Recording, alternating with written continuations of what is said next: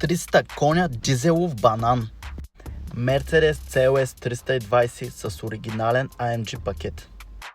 Колата има малко доработки, като разполага с даунпайп, има и крайни AMG гърнета, споделя, че е правен цялостен ребилд на мотора, турбо, дюзи и така нататък, като колата е края на 2007 година.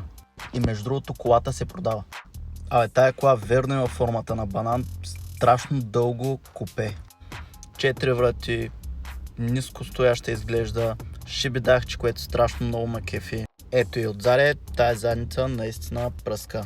Също така много отдавна момчето беше получил персонализиран постер с неговата кола, както и свичер от нашите. Колата има фолиови на задните стъкла, количката изглежда запазена, поздравление на собственика за труда, все пак да направиш новен ремонт на CLS.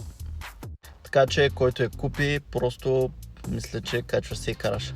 Ако и ти си фен на Mercedes или на всяка друга марка, в Автоспомен можеш да намериш най-готините тениски, кейсове, тениски за двойки, абсолютно всякакви неща на автомобилна тематика.